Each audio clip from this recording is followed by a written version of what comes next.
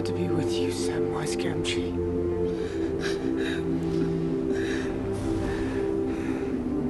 Here at the end of all things. I know what you guys are thinking. Dude, get to the point already. And I don't blame you.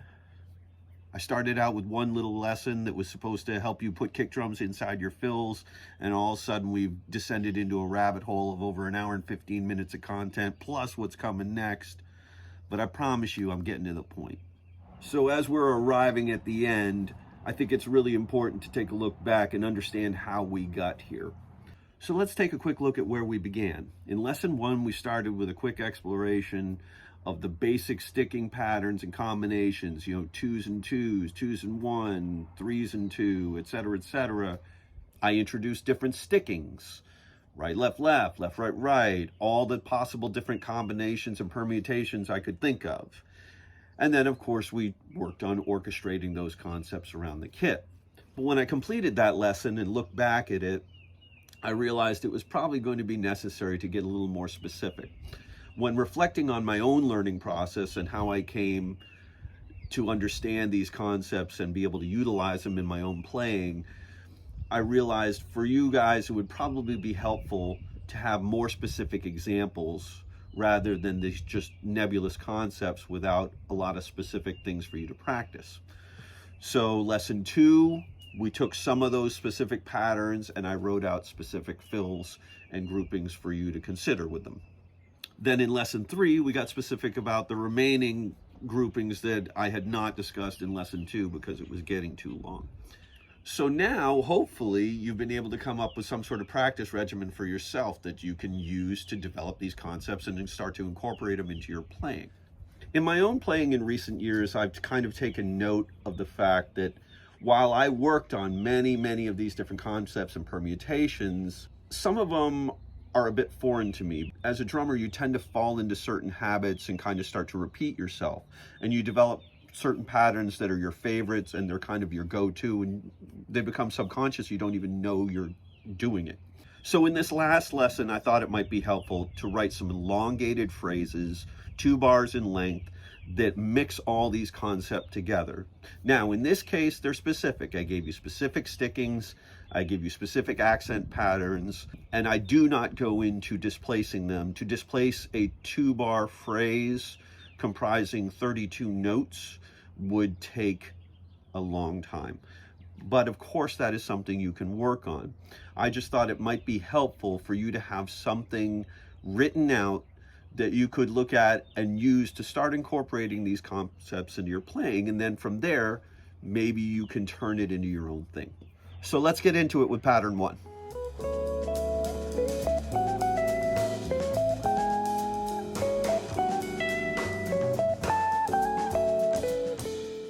So I told you guys I would get to the point, so here it is. All this practice has been leading up to something. In my playing, I've always wanted to be able to improvise on the fly. I don't want to be relegated to only playing certain patterns that I've practiced over and over again. I want to be able to create and compose when I'm performing. The only way I know how to do that is to learn every possible combination I can think of. And for me, when I was learning, every little change, an oblique motion versus a vertical motion, all of those things could throw me off. So I tried to practice them all. And that's what I've been trying to impart to you guys. So today, this is the culmination of all that work. I've written out 3 samples.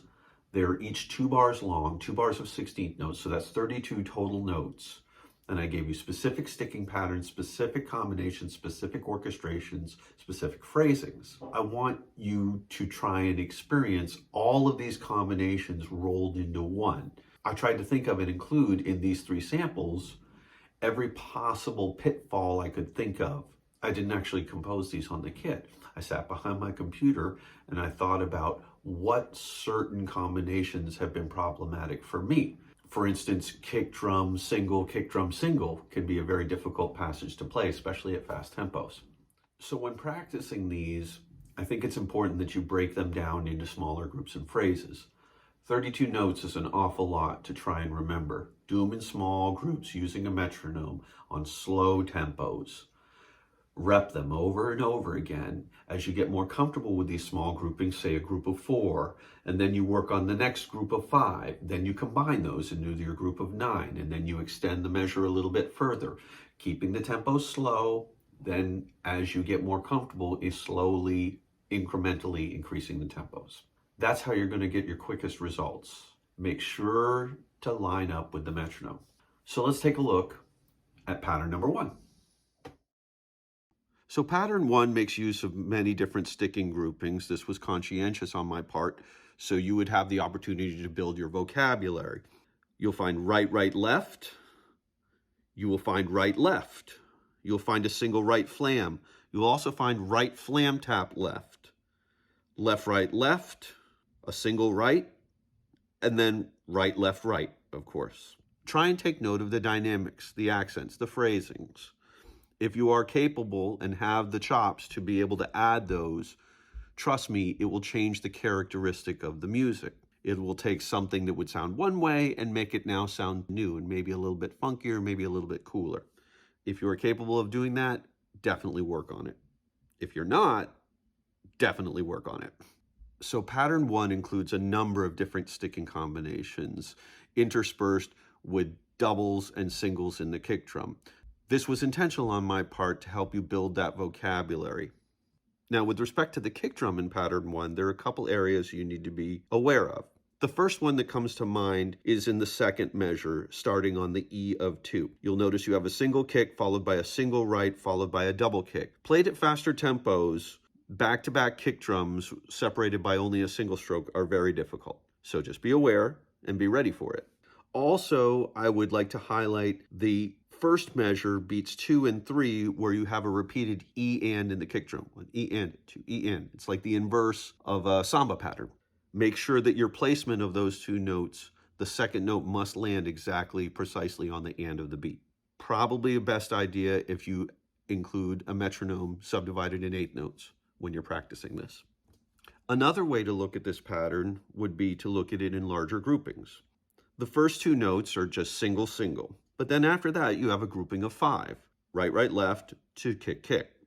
Then you have a grouping of 4, 2 and 2. Right, left, to kick, kick. After that, we have a 3-note grouping, followed by a 4-note grouping. Right, left, kick, and then right flam tap, left single kick. Another 4-note grouping, left, right, left, kick, followed by a 3-note grouping, right, kick, kick. And then rounding the whole thing out, we have a 3-note grouping, right, left, kick, followed by a 4-note grouping, right, left, right, kick. So now that we've taken a look and broken down the pattern, let's see what it sounds like on the kit. Here we go. Yeah, that's it. It's go time. It's go time. It's go time. It's go time. It's go time.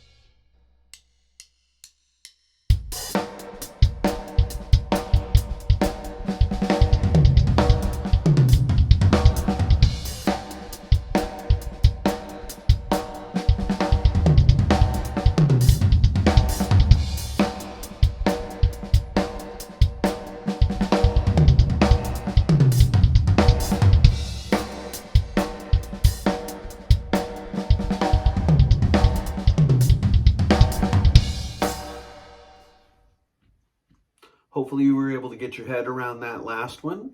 If you're ready for it, let's go on and take a look at pattern 2 and break it down. So in example 2, we have many of the same stickings that we had in example 1. with a few new additions. Right, left, left, starting on the and of beat 3, where the 2 left hands are played as ghost notes. We have a single left. We have a left flam tap, left, right, and the rest is pretty much the same as before.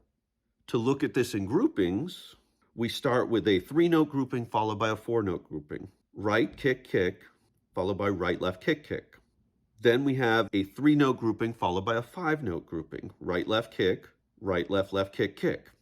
After that, and this is a tricky part, we have singles alternating between kick drums. Left, kick, right, kick. The next grouping, I would say, begins on the flam tap on beat 2 of the second measure. It's a 4-note grouping, left flam tap, right single, kick, followed by a 3-note grouping, left, right, kick. And then ending the pattern, we have 2 3-note groupings, right, left, kick, right, left, release on the kick drum. All right, so now that we've broken down fill number 2, let's move it over to the kit and see what it sounds like.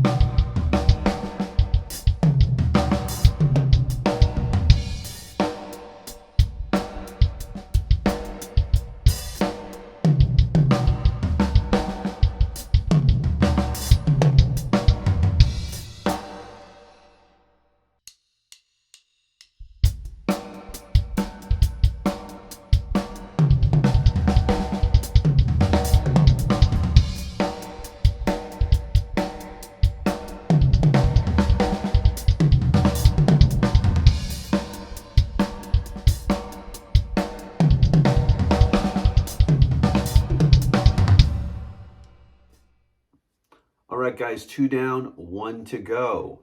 Let's take a look at the breakdown of fill number 3. We begin with a 4-note grouping followed by a 5-note grouping, but using the same sticking. Right, left, left, where the left hands are played as ghost notes, kick, and then right, left, kick, kick.